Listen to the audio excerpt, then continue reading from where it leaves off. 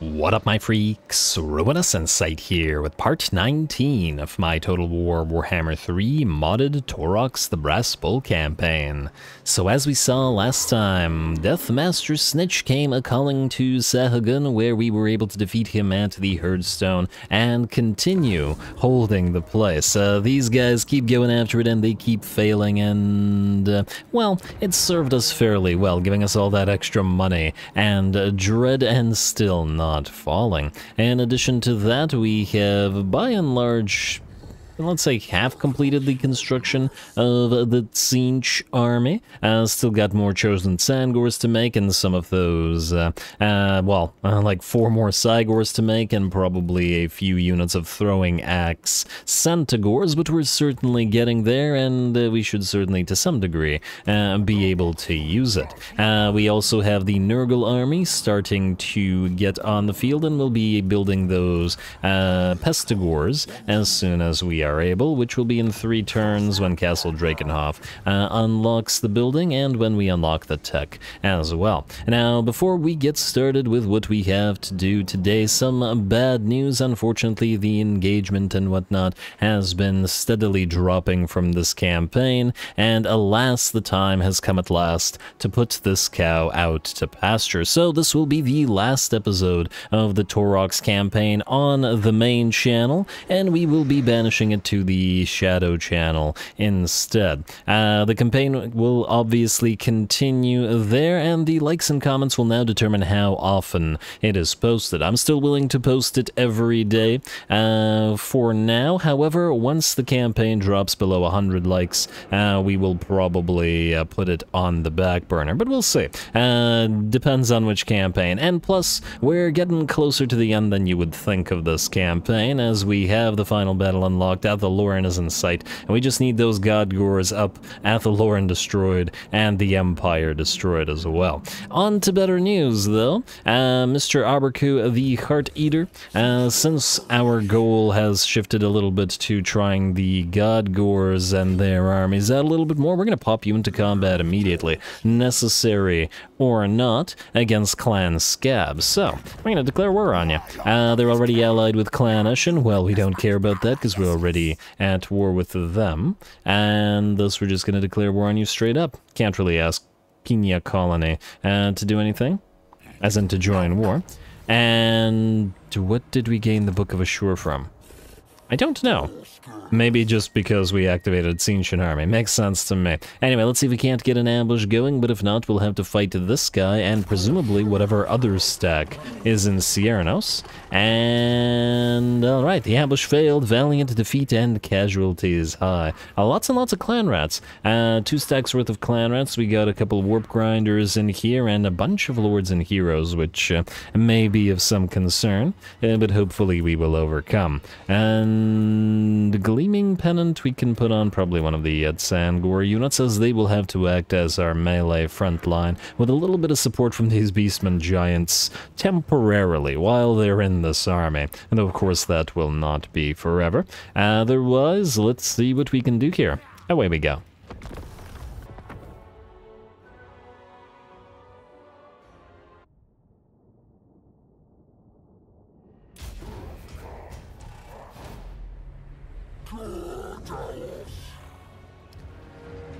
Alrighty, here we go. The chosen TZAANGORS are here at last, and they got those lovely little bird masks, but otherwise look kind of similar to the, I was about to say the Ungor Raiders, but I guess Gors with bows, or are they sharing models with Ungor Raiders, but with armor, I wonder.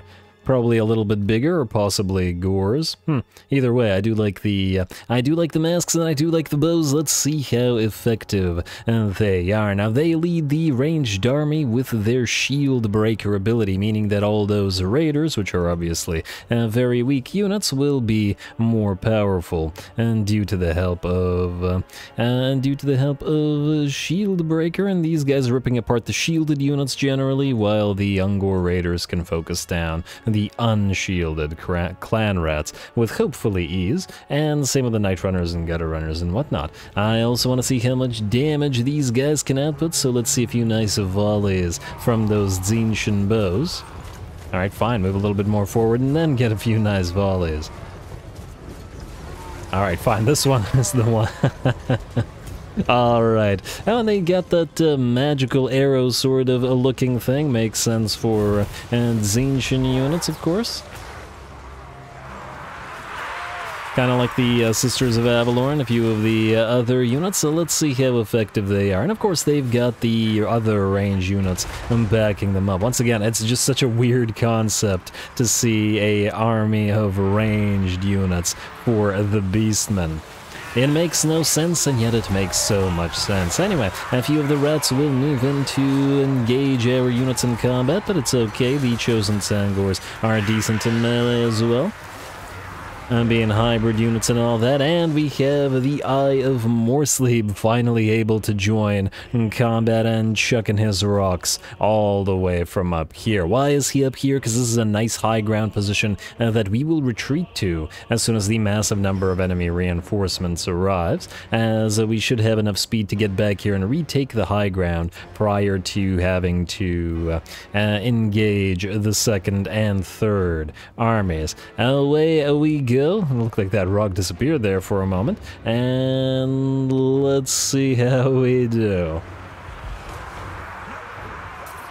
Oh, some very nice accuracy, and that unit looked like it took quite a bit of damage from that. The rest of the battle continues. Of course, our TZAANGORS engaged in melee with the enemy units in, I think, 2 of our units, but the other 2 continue to fire, and we have plenty of support coming in from all those Ungor raiders as well. Now, we did Vanguard deploy the entire army forward. Once again, I was hoping to dish out as much damage to the first army as possible before the second and third army arrive, but the second and third army are here, and thus we will need to back off. All of these units move quite fast, 57 speed on the Ungor Raiders and 58 on the Chosen TZAANGORS, basically the same amount of speed, and I think the Skaven move tiny bit slower than that when they don't have Scurry Away. When they start running, they will obviously run a little bit faster. We also have our Mage of Beasts, who will be casting that Overcast Flock of Doom on these blobs of Skaven and probably getting a ton of mileage out of it, because this is a perfect situation for Flock of Doom in general. He is taking some damage. I think one of the assassins hurt him, but that's not necessarily a bad thing. As we've learned before, since we need 50% HP down on a Lord to use our army ability and summon the Spirit of Gorok, it's fine to get a unit hurt just so that we can get him on the field. He'll stay here, and he can hunt lords and mince units and do whatever he pleases. I believe he has some kind of Vile Tide that explodes around him. Spirit of the Wild Army ability. Large explosion with knockback effect. Causes damage to self. Huh, I didn't notice it causing damage to him. Maybe it doesn't do that much. He does have 50 ward save and 100 armor after all. But anyway, away he goes. He's got some mages and maybe a lord or 2 to chase down while the rest of our army backs off. We hardly have to watch over the Spirit of Gorok. And looks like he'll be going after that Greyseer, but in the meantime, we've spotted an enemy unit, an enemy chieftain, in fact, who tried to run up together with his pack and then got pretty much instantly deleted by concentrated fire from our 4 TZAANGORS. The Ungor Raiders continue to fire as well as the rats try to make their way up to our high ground position. Now we're pretty well situated with our giants defending as well as the TZAANGORS, so I wish luck to the rats. Though there are plenty of rats, so at least a few of them I'm sure will catch some luck at some point, and the enemy does have artillery support, which is beginning to break down the barriers of our chosen TZAANGORS. Another Flock of Doom will come down on the massive blob of Skaven, and that is once again trying to make their way uphill, but for now our giant will hold. Later on, all these giants will of course be replaced by Cygors, who will be able to use their range attacks until the enemy closes in melee. And obviously in combination with our chosen TZAANGORS. Speaking of the chosen TZAANGORS, looks like there's another enemy warlord nearby, and we're going to start sniping that one as well. There we go. Ah, look at that HP drop. And these guys seem to be pretty darn fantastic lord killers, and I imagine if they are, they will probably be pretty darn effective at destroying enemy single entities like giants and whatnot, which will make sure they will come in handy when we encounter that sort of stuff. And down goes the enemy. And the enemy chieftain, honestly, he was a little bit hard to spot there, and the enemy continues to fail to make their way towards this hill. A unit of warp grinders try to run forth to try to get that warp quake down and that seismic snare up, but alas, they also get pretty much deleted by those TZAANGORS. That said, I do notice that the TZAANGORS are starting to run out of ammunition, which at the very least is somewhat concerning. Though then again, on the other hand, even if they do run out of ammunition, they can simply join the fight and melee instead. I'm really enjoying these magical arrows. And they're quite nice to watch. Too bad we don't have any flamers of Tzeentch or anything along those lines to put into this army. But we'll see if we can't get a Tzeentch ally and get a few other things in here. Anyway, with that, suddenly the enemy army will break. All of those rats are just completely unable to breach our battle lines. I found that to be more effective than I was originally thinking it would be, because, I mean, the vast majority of the army is made up of Ungor raiders, who are a tier 1 unit after all, and let's face it, aren't crazily buffed by anything, and it's not like we have a lord that specifically crazily buffs Ungor raiders or anything, but nonetheless, very well done everybody. We're going to do a little bit of chasing down to catch a few of those extra rats, as we will have to auto-resolve their remains next turn, or just after this, but there we go. A heroic victory as the debut for the chosen army of Tzeentch.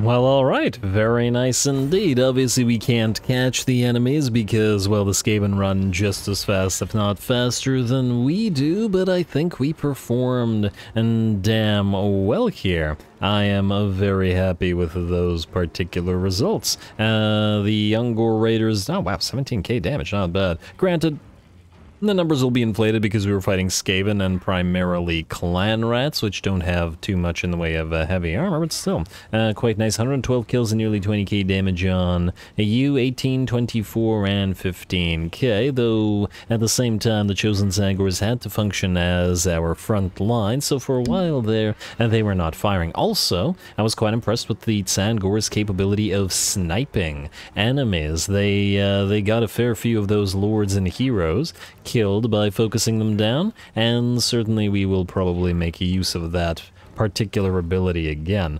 The fact that they were able to snipe them despite the Skaven lords being fairly small targets is a very good indicator that they will be good for that particular purpose. Anyway, we got nearly 100,000 damage on our Brace Shaman of Beasts as well, which was quite nice, and 18k damage, very solid, on Aberku, the Heart Eater, the Lord here. We are going to... I guess we have to heal up. We have no choice because we still have to destroy the rest of these guys, and the auto-resolve is probably going to be at least somewhat costly. And I can't reach this army though. Oh well. Let's go into Ruination stance. We cannot level up, but we can auto-resolve you. And then hopefully heal up via raise in advance. Don't move away. Okay, he didn't move away. Good. And then go after this other army. Like so. Medium casual. You're still not going to lose your army, and frankly, we got to replace a few of the Ungor raiders anyway, so not a big deal. We will, however, take the money this time around to reward ourselves a little bit for our efforts, and then we'll pop ourselves into, I guess, hidden encampment. Would we get more movement out of raiding? No. We probably want the hidden encampment specifically to start leveling up, not the den, but the Scorched Grass Plains. We will want those Centaurs with throwing axes, so as soon as this is tier 3, we want them to be able to be buildable. Even though 4.2k is a little bit steep, but what can you do? Not like we can make it any less steep. Anyway, happy with that army so far, and it'll only get stronger from here. We'll also give a few of the names to the TZAANGORS, finally, and that they're here. The Sages of Savagery, like so. The Hex Horns, very nice. That sounds like it could very well be a regiment of renown. The Riddle Beleters, and I got a couple of others, but those feel like they are more for TZAANGORS rather than chosen TZAANGORS because they are on theme for them, so I'll add them there next time. And honestly, you did very well, Mr. Kaznor Goreblood, but that name sounds too corny to me, and we'll give... Hey. And we'll give you another name. How about Mustaphiles? Oh my lord, I can't spell anything today. Good enough. Alright, Mustaphiles. Mephistopheles? Well, it is what it is now. Alright, and there we go. Now, we will still have to meet up with Malagor, and we will probably still have to stick around here for a couple more turns to build up, but I'm still nonetheless happy. Let's see if there's anything else to do in this particular turn. Taurox is going to be recruiting his new bully boys for a while. Angrol the Wildheart, you have nothing to do because you're staying near Taurox for now, and... oh, right, Morgur. You are besieging a Schlaghugel here. Now, what do we have here? Well, I got some decent stuff. I mean, probably fight that. Why not? Let's do this. First of all, we will get Freakish Mutations to buff up our Freakish Mutants a little bit more. Then we will go level up Brabener. And I guess give him magical reserves. We are still trying to get Arcane Conduit, and he has most of the other good stuff. Before we get started, and before I forget, unless I've already mentioned it, I'll leave a link to the second channel and down below for those not familiar with it, as once again, this campaign will continue there, instead of on this main channel. Anyway, Morgur, let's attack, and let's hope that this place has a non-broken gate for that cinematic. Wait. Morgur, you don't have Shatterstone, do you? Nah, Morgur doesn't have... Alright, I'll build a Shatterstone for him so that we can try that concept out. Seasoned Campaigner. Nice. Good job, Barbercoo. Go.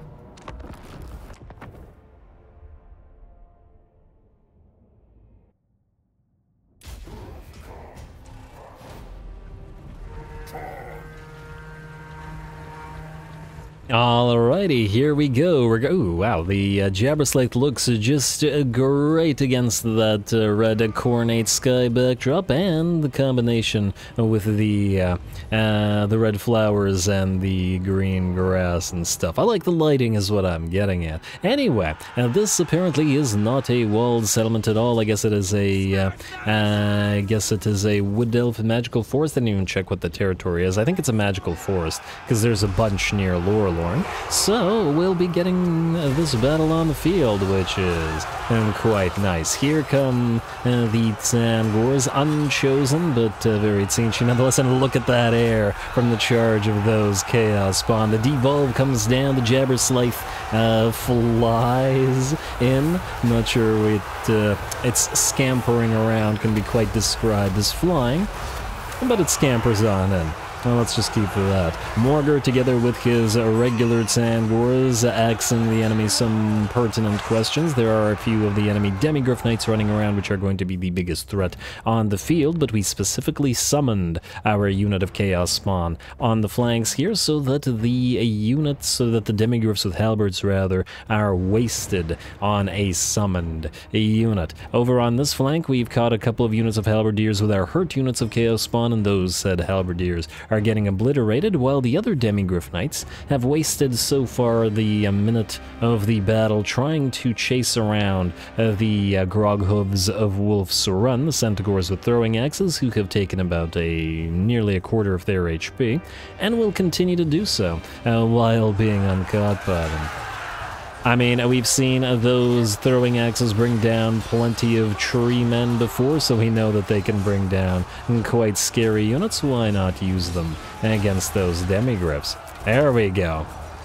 I'm very happy with that throwing axe regiment of renown, I gotta say. Much more than I was originally expecting. I didn't expect it to be as useful as it's been. Anyway, our Chaos Spawn are clearly absolutely wrecking face, especially with regards to where the enemy infantry is concerned, and the TZAANGORS holding the line and attacking together with them quite nicely. Over on this side, the summoned Chaos Spawn continues to fight against the other unit of demigryphs with halberds, but here come our great weapon centaurs to lay into them and start bringing them down. Looks like that unit will shatter, and with them, the rest of the army will shatter as well. Just a few units of flagellants left to destroy, but they're being ripped apart by the Chaos Spawn and TZAANGORS.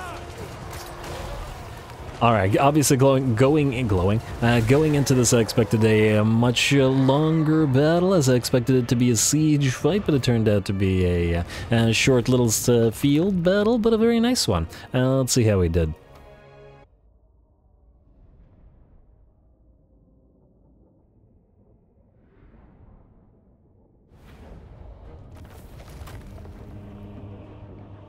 Alright, well there we go. You know, as seeing this little walled city, I didn't realize that it was a unwalled battle, so, well, that was a nice surprise to take the enemy on the field, and at the same time, get a pretty nice battle against a rather elite stack. Plus, Morgar's army, by and large, doesn't have Vanguard deployment, so it's kind of interesting to see it, and the way it functions as compared to a few of the other armies. We're obviously going to loot and raise, because that's far, far too much money to give up. Morgar's going to back away this way. I was potentially going to send him to Torlithonal, but we have to destroy the Empire for good as part of our main campaign objective, so I think we'll actually move towards Dietershafen instead, and then take it out, and then move towards Norden as well. I also want to keep an eye on Morgar's building stuff, and once again build that... make sure that we build a Shaman Spire by the time we need to, and oh, he doesn't have the Mound of Blades either. He should really get that as well. I mean, it doesn't have to happen right now, considering we're gaining decent amounts of cash for raiding, but we could do it next turn, while we move to Norden, which is probably too far to travel in a single go. Anyway, oh, also, this reminds me, we no longer really need the rituals, so we can just freely perform them everywhere, and make sure that nobody settles these ruins nearby. More area denial. Damn, Karl's got two armies now. Karl and Boris Todbringer, a resurgence of the Empire, huh? And will be interesting to see if they can power up to some degree before we come and destroy them. Anyway, ritual for you, Torcarindus, and I guess the ritual here as well. Not like we get anything out of the Marks of Ruination, they're just maxed out at 500, and I take it you can't drop below the number that you get, so they no longer have a usefulness. I think it's a little bit of a poor design decision in that regard. The game does have a tendency to give you currencies for various factions that at some point just become completely useless once you buy everything. And I feel like there should be some kind of use for them. Maybe, I don't know, make every new Mark of Ruination after a certain point become, I don't know, 5 times its value in dread or something like that. Or, you know, a specific amount of dread based on some research or something. And that could increase over time as well. Keep you pumping those rituals and gaining value out of that, which I currently don't see. Anyway, let's see if there's anything else that we need to do this turn, though I don't believe that there is. Nope, which means we are ready to end the turn and see if we get attacked anywhere. Low bestial rage in Aberku's army, not for long, especially now that he's begun to fight. Unassigned skill points, sure, building upgrades, outpost available, end turn. Alright, let's see what we've got. Reichland... now I don't see the territory change, so they did not attack Clan Skull with those two armies. What are they doing with those two armies over there? We should keep an eye on them, because they are near to a herdstone. And I think this place just got a plague, or maybe something changed there. So that's something changed on the map, and I was like, what was that? But I couldn't quite tell what it was. Cinema receives Plague, Sahagin, Varan. Yeah, Varan, okay, yeah, it was the Plague, it was. Kazarek has Constructor. Doesn't sound like him, but sure game, sure. And, ooh, this little Skaven army moving around. They could always jump over to Lequeno and try to take that over, which could potentially be of concern to us. Aberku, I would like you... Wait, what actually do we want you to do? We want you to meet up with Malagor so that you can transfer your units to each other. Malagor does not need to build anything because he's waiting for his tier 5. Let's just keep him in rating and then go here. I don't know if we could swap units right now. If you go into Beast Path stance... Oh, wait. Oh, wait, actually, I know what we have to do. Go into Hidden Encampment and go right to the edge of a ramp. We now have capacity to build 2 more chosen TZAANGORS. Now that's what we'll do. So, you all merge. Beautiful. Then we will go for the construction. 2 more TZAANGORS. Yeah, that'll be a decent buff in terms of strength. And we're, considering we're about to lose these 2 giants by trading them to Malagor's army, it's most definitely needed. We can, I guess, build the various Ungor raiders to replace the ones we lost. We also need to Wargor in this army to buff the chosen TZAANGORs. But otherwise, it's coming along and I'm happy. Alright, Taurox will deal with you in a second. I would like to see several things. Yeah, he is going to go for the frickin' Herdstone. I don't think the Herdstone can take 2 armies. However, let's see what we got here. Oh, right, and this is one of the damn Herdstones with a bestial landing, which means it has less defenders. Oh, of course. Okay, so this is how we're gonna do this. Let's go to upgrades. Purchase army capacity. And I know, we currently have the Call of the Minotaurs up, and we need to, well, get it up. The Slaaneshi army, I mean, and get the capacity for them up. But for now, we'll need to take this, and we will go for the Great Bray Shaman, and we will take the Lore of the Wild. This is just temporary. Beasts are wild. I mean, Beasts would allow us to repeatedly spam their ability. Wild would be able to give us... Oh, wait. Huh. 1 second. I need to check something. I just had an idea. Ungroll the Wild Heart. You are one of these shamans, and you are specifically a shaman of shadows. Do you have Darkling Spirit? Yes, you do. Bound, Spell, Savage, Dominion. So we would get this regardless of which lore we took, which is quite interesting. Now, Shadows is great, but it is also occasionally unreliable, depending on if we can get the enemy to blob up, and there's no guarantee that we can. On the other hand, there's no guarantee that we can get the battle to last long enough to repeatedly cast beast stuff. A Vile Tide could be really, really good in the right situation, but you know what? I think we're still gonna go beasts.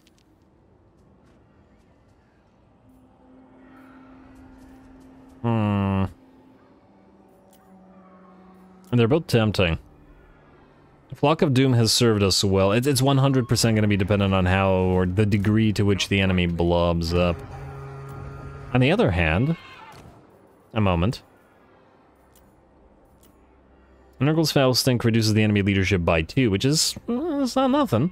It's not nothing. Is it worth it to give a Flock of Doom and possibly Vissen's Wild Form, which will make our units stronger? I don't know. You know what? I think I'm gonna go for Beasts. Tormented Utterances, we're not gonna keep you, bud. We are, however, gonna keep you on your Razorgore Chariot, and... I'm all in for this guy surviving now, so... Gift to Kea... Oh, wait, you can't... You can only give it to 1 unit. I guess you could give this one, the poison one, to yourself. Could certainly be useful. And, oh, Perfect Vigor, yes. We'll do that, and the Gift of Chaos, and then we'll pop you into this army. Temporarily, but it'll work. And I'm 99% sure they'll attack, but who knows? What if they don't? Get yourself a couple of Tuskor Chariots, because we will use them nowhere else, and a Harpy, because they're useful. And then get some Ungor Spears... and maybe some Ungor Raiders. Beastmen Warhounds will be helpful in chasing enemies down, but the garrison probably... Oh, right. No, not useful. Or at least not that useful. The problem there is that the fights in the Herdstone locations are very narrow, and thus that won't quite work. Alright, now we're going to need to briefly level you up. Darkling Spirit and Distorted Reality, passive ability Hex. Morsleep's Gift gives you a totem that gives regeneration to non-lords or heroes. Obviously, Dreads and Charms and, well, Hardened Pelts won't be super helpful right now, but Vissen's Wild Form certainly will. Fueled by Blood, not super helpful. Darkling Council most definitely is. And then we'll go for Flock of Doom maxed out. We'll get Wild Heart and continue maxing out Vissen's Wild Form. Probably Presence of Morsleep. I don't see us using Pan's Impenetrable Pelt on this over Vissen's or over Flock of Doom, so I'm not going to do that. At least not at the current time. Leadership aura increase, yeah, for the basic garrison who we're trying to buff here. And I guess we could just get evasion. Curse of Anra here could also be potentially useful. Which does significantly reduce the enemy melee attack and armor. Oh man, maybe we should get Curse of Anra here, which we don't have enough slots for now. But what would we sacrifice for it? We'd have to not get Voice of the Dark Gods. Ooh. They're both tempting. This is 60 seconds worth of a massive debuff to the enemy army, wherein they won't be able to make much use of their attacks. I don't want to particularly sacrifice Wildheart just due to the power recharge.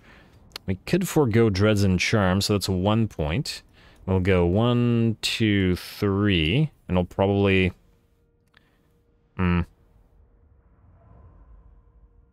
Cooldown reduction, and then Winds of Magic cost reduction. We do like the Winds of Magic cost reduction. Oh, man. Okay, wait. Redo. Sorry about that.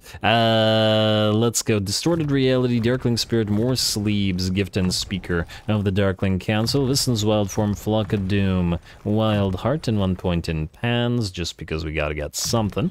And then Evasion, and then 2 points into Curse of Anra here. We have 2 points remaining, and I guess we're gonna pop that into Voice of the Dark Gods over Presence of Morsleep, and then Dreads and Charms.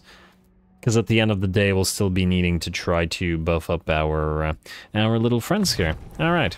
Now let's see if you can hold, good sir. And then you, Galak Gore, whatever your name is. Many-Limbed Fiend, Bloodlust, and Will of the Dark Gods. We don't care about spell resistance for you for now. Let's get you a Blade Master, because you're going to be needing to fight here, especially with Carl and Boris nearby. Presuming that they actually go for you, of course. 16 points remaining. We go all the way through Foe Seeker. We'll still want to get replenished troops. I mean, you're moving to reinforce Morgar's army. But I think considering we need to fight for now... And an attribute in courage for Godgors, eh? I guess we'll get you that. I mean, the other point would be to get you... Terror... Via... Ah, man, do we give you Terror, which would be quite helpful? Or do we give you Encourage? I guess at the end of the day... And the Terror won't be as useful to you in Morgar's army. And you're going to Morgar's army. Frankly, Encourage won't be that useful to Morgar's army either, but... it will be here. Or we could just forego both of them. You know, I'm not going to get one of these. I need to figure out how we put that into Morgar's army. For now, though, Blood on the Wind is not useful, but the totems most definitely would be. So Corroded Will, Blood on the Wind, and then I believe we also go 1 point in Eerie Insight. Totems, let's get Primal Instincts, and 1 point in Deadly Blade, and then Foe Seeker. We'll forego the rest of this in favor of trying to get Renowned. To buff you up a little bit, and I guess Retinue Valet and Replenish Troops afterwards, both of which will be useful to Morgar.